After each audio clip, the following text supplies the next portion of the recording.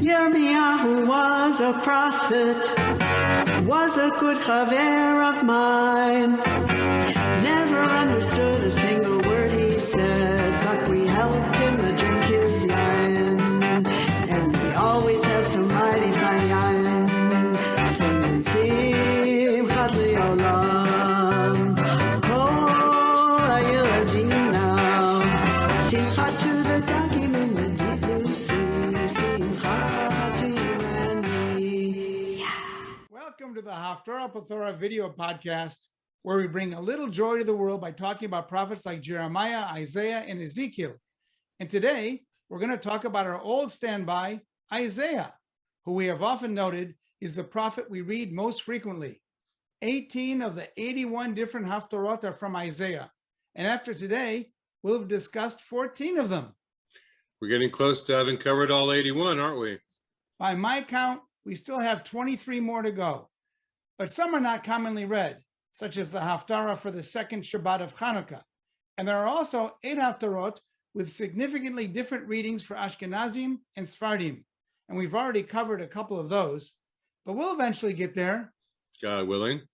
This week, I have a hard time explaining just why we read these 25 verses from Isaiah on the 8th day of Pesach. I admit that it's got a lot of interesting messages, including quite a bit of borrowing from other biblical sources. But we'll get to that soon enough. First, I'm Larry Herman. Today, drinking some very good kosher for Passover tequila and talking Haftarah with my good chaver, the king of cannellation, Rick Muller. How you doing, Rick? I'm enjoying the Pesach holiday, getting my fill of matzah and Lauren's charoset. And I'm really happy we're going to discuss another Passover Haftarah. Just like last week when we talked about the reading for the first day from Joshua, where we jumped around, today we once again cover a lot of ground in Isaiah, just without any jumping. Yep, that's right, Rick. You and I discussed the reasoning of the sages in selecting these verses, and I promise that we'll get to that soon. But I want to very briefly put the text into its historical and prophetical setting. I'm going to paraphrase the explanation that I got from the Jewish Study Bible, thanks to Adele Berlin and Mark Zvi Bretler. They explain that our Haftarah reading is part of a lengthy poem that consists of 3 parts. It describes the idea of universal history guided by the one true God with a divine plan. In this plan, Assyria will be God's agent to punish Israel, the northern kingdom. But Assyria will arouse God's anger and also be punished. Finally, a peaceful era will emerge in which an idyllic Davidic king will reign justly. The commentators tell us that the poem reflects the very specific historical events and concerns of Isaiah's time. We pick up at the end of chapter 10 when Isaiah is describing the threat to the southern kingdom of Judah by Assyria, when somehow Assyria is suddenly cut down. Yeah, the Eitz Chaim Chumash presents Rashi's explanation. It's on page 1315, that those last verses of chapter 10 were chosen because Sennacherib, the leader of Assyria, was defeated on the eve of Passover, reminding us of the slaying of Egypt's firstborn, which occurred at night. Okay, if you find that convincing. But regardless, the entirety of chapter 11 is a pretty optimistic, hopeful, and uplifting description of the utopia that's supposed to take place next under this ideal king, a descendant of Jesse. Meaning a descendant of King David. Exactly, Rick. The first 5 verses all praise the king's wisdom and his justice. The verses are truly soaring in their homage to all of his qualities. Oh, that we had such a leader anywhere in the world today. I can think of a few, but the text is clear that the source of the king's greatness is God's Spirit. It's right there in verse 2. Read it. V'nacha alav ruach Adonai, ruach chochma uvina, ruach etza ugvura, ruach da'at v'yirat Adonai. And the spirit of Adonai shall rest on him. I love that image of God's spirit resting on the king. And then it continues, a spirit of vision, of wisdom and insight, a spirit of counsel and valor, a spirit of knowledge and fear of Adonai. But then we turn from the ruling ideal to a vision of natural perfection. The wolf shall dwell with the lamb, the leopard lie down with the kid, the cow and the bear graze together, the lion shall eat straw, the infant's hand shall pass over the snake's den. In all of God's sacred mount, nothing evil or vile shall be done. Sounds like paradise. It is paradise, Rick. And as the last verses of chapter 11 explain, it is to this paradise that all the exiles of Israel shall return. This return of the exiles is like a new Exodus, providing us with the main link to the last day of Passover. Trope time. Almost there, Rick. Just one more thing. The Haftarah concludes with the 6 verses that make up the entirety of chapter 12. They are part of a song of thanksgiving. And as we shall discuss further when you get to the chanting, this conclusion to the Haftarah, many of the verses and phrases are borrowed from other parts of the Tanakh or used in different parts of our liturgy. So they should be very familiar to many of you. I suggest a 5-part division to the chanting. First, let's start with the final 3 verses of chapter 10, which introduces the downfall of Assyria. Then you'll chant the first 5 verses of chapter 11, which describes the perfect king. Next will be verses 6 through 9, where nature is in perfect harmony. We'll conclude chapter 11, which tells us about the ingathering of the exiles. And finally, we'll conclude the Haftarah with the song of thanksgiving that comprises the entirety of chapter 12. Perfect. There's only one particularly interesting trope at the beginning of verse 34, the final verse of chapter 10. We start with a tavir on v'nikaf, which here means to hack or to slash.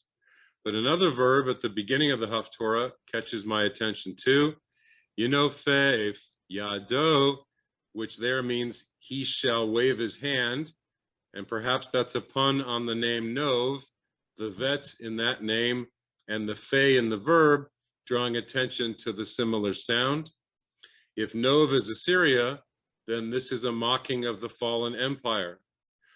Our Chumash suggests that this also pre-minds us of the phrase Vehenif Yado in verse 15 of chapter 11, which refers to God waving his figurative hand to dry up the Euphrates River to allow the return of the exiles. Pre-minds us? Yeah, refers to something that came before.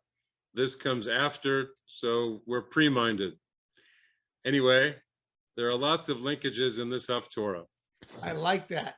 I like that word. I'm going to use it. And there are also a lot of fe verbs.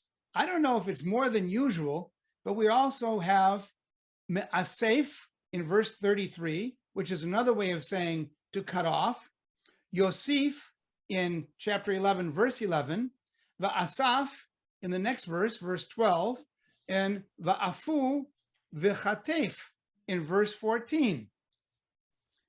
I think that maybe you're a bit fixated on your phase, my friend. For sure, Rick. All right. The commentary and text start on page 1315 of the Eitz Chaim Chumash, or our viewers can just follow along on the screen, thanks to Norm Gar. But first, the bracha. Baruch atah Adonai Eloheinu melech haolam, asher kitshanu b'mitzvotav, v'tzivanu la'asok b'divrei Torah. Amen. Od hayom benov la'amod, yinofef yado, har bat Zion, givat Yerushalayim. Hine ha'adon Adonai tzevaot, mesaef pura b'ma'aratza, v'rameh hakoma geduim, v'hagevohim yishpalu, v'nikaf sivchei hayar babarzel vehalvanon be'adir yipol. Great, very exacting reading there, Rick. I like that. Now we get to the good stuff in chapter 11. Any thoughts? Well, we already noted the repetition of the word ruach 4 times in verse 2. I'll add that one of the only 2 dargahs in the entire Haftarah is placed on the ruach for chokhmah uvina. Ruach, chokhmah uvina, making that pretty special and important to me. Yeah, wisdom and insight are always important, especially for a king or a leader. And I have the wisdom to ask you to chant the first 5 verses of chapter 11 now. V'yatsa choter migeza yishai v'netzer misharashav yifre v'nacha alav ruach Adonai ruach chokhmah uvina ruach etza ugvura ruach da'at v'yirat Adonai v'haricho b'yirat Adonai v'lo lamar einav yishpot v'lo lamishma oznav yochiach b'shafat b'tzedek dalim v'hochiach b'mishor la'anvei aretz v'hika eretz b'shevet piv uvruach sfatav yamit rasha v'hayat tzedek ezor motnav v'ha'emuna ezor chalatzav. Fantastic. Rick, maybe we should be chanting those verses on election day to remind us. But let's move on to the next section, our natural world paradise. And once again, the trope are pretty straightforward here. Nothing too exciting. Just a calm pastoral scene with all the animals having a love fest. This is the source of the famous image of the lion lying down with the lamb. But the text actually has the wolf dwelling with the lamb, the leopard lying down with the kid, the calf and the lion feeding together, and the lion eating straw with the ox. No lions lying down with lambs. Hey man, it's just a metaphor. And it's got great alliteration. Lions lying with lambs. Just go with it and enjoy. So I'll do the next section here, 6 to 9. Vegar ze'ev im keves v'namer im gedi yirbatz ve'egel uchfir umri yachtav v'na'ar katon noheg bam ufara vadov tir'ena yachtav yirbetzu yaldehen ve'aryeh kabakar yochal teven veshi asha yonek al chur paten ve'al meurat sifoni gamul yado hadar lo yareu v'lo yashchitu v'chol har kodshi ki mal'a haaretz dea et Adonai kamayim layam mechasim. Rick, that does sound like a paradise. So what's interesting in the final verses of chapter 11? Well, I'd start with verse 11, which has more interesting trope than any other verse. It starts with a munach lagarme on Dehaya, continues with a pasik there, or a pause, between a mapach and a pashta, which doesn't happen very often, and includes the only instance of your favorite kadma v'azla. So let me address each of these. The verse begins with the Haya Bayom Hahu and it shall happen on that day. Maybe the separation there is telling us that both parts are important. It shall happen. It'll be on a specific day, like the day of Yetziat Mitzrayim.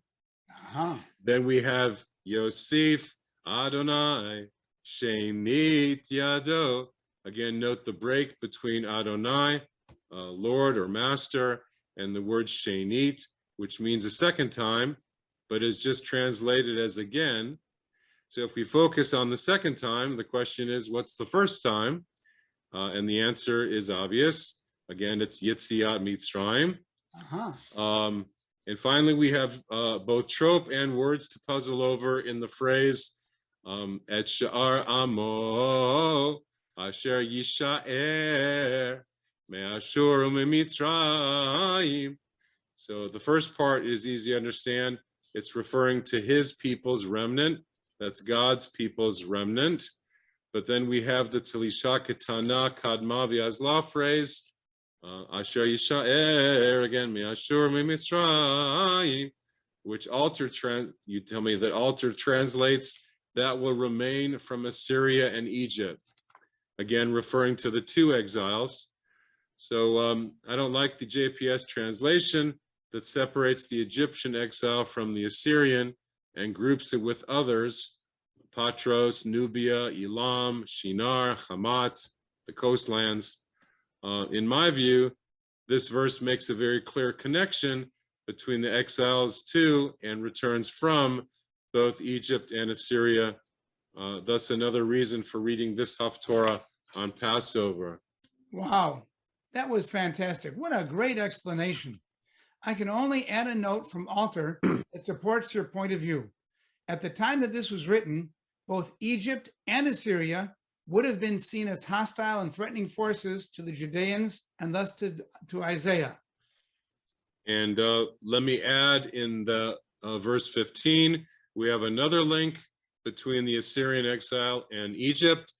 Just as God dried up the Egyptian sea of reeds, his mighty wind will make the 7 wadis of the Euphrates walkable. And that's about it there. So 10 through 16. Great stuff. Thanks, Rick. V'haya bayom hahu shoresh yishai asher omed lenes amim elav goyim yidroshu v'haita menuchato kavod v'haya bayom hahu Yosef Adonai Shenit Yado Liknot et She'ar Amo Asher Yisha'er Me'ashur U'Mitzrayim U'Mipatros U'Mikush U'Me'elam U'Mishinar U'Mechamat U'Me'iye Hayam V'nasanes Lagoyim Ve'asaf Nidche Yisrael Unfutsot Yehuda Yikabetz Me'arba Kanfot Haaretz Ve'sara Kinat Ephraim Betzorore Yehuda Yikaretu Ephraim Lo Yikane et Yehuda V'Yehuda Al Yatzor et Ephraim Ve'afu Ve'chatef Plishtim Yama Yachtav Yavozu et Bnei Kedem Edom Umoav Mishloach Yadam Uvnei Amon Mishmatam Ve'cherim Adonai Et Lashon Yamitzrayim Ve'henif Yado al hanahar bayam rucho vehikahu leshiva nechalim vehidrich ban alim vehaita mesila lishar amo asher yishaer meashur kasher haita leYisrael beyom aloto me'eretz Mitzrayim. Rick, now we get to chapter 12 and the poem of thanksgiving. You and I had fun discussing this. It seems that these 6 verses are full of borrowings from other books of the Tanakh and have found their way into our liturgy. Yes, sir. And for me, the most fundamental of these is the line in verse 2, Kiozi v'zimrat Yah Adonai vayhili lishua.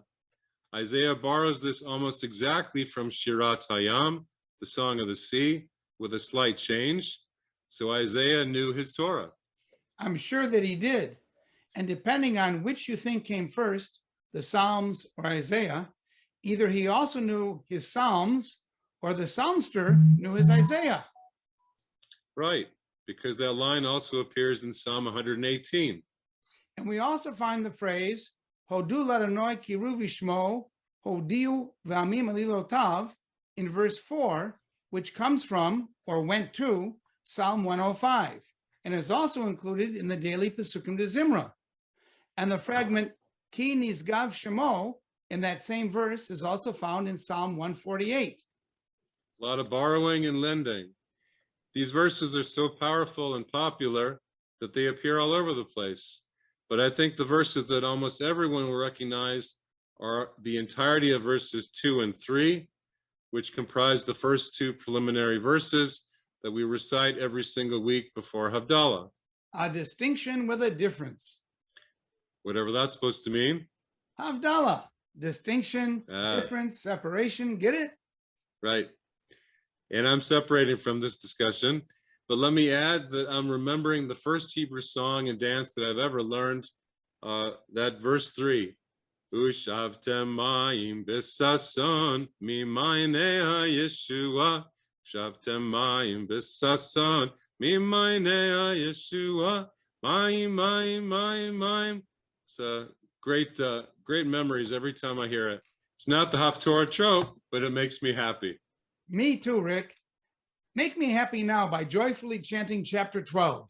Ve'amarta bayom hahu odecha Adonai ki anafta bi yashov apcha utnachameni hine el Yeshuati evtach velo evchad Kiozi v'zimrat Yah Adonai vayhili lishua ushavtem mayim v'sason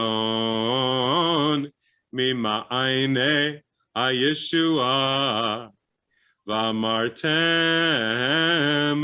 bayom hahu Hodu l'Adonai kiru v'shmo hodiu va'amim alilotav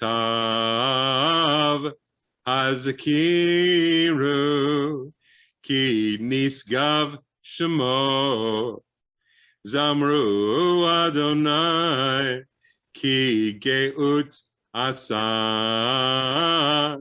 muda'at zot bechol haaretz tzahali varoni yoshevet Sion ki gadol bekirbech kedosh Yisrael.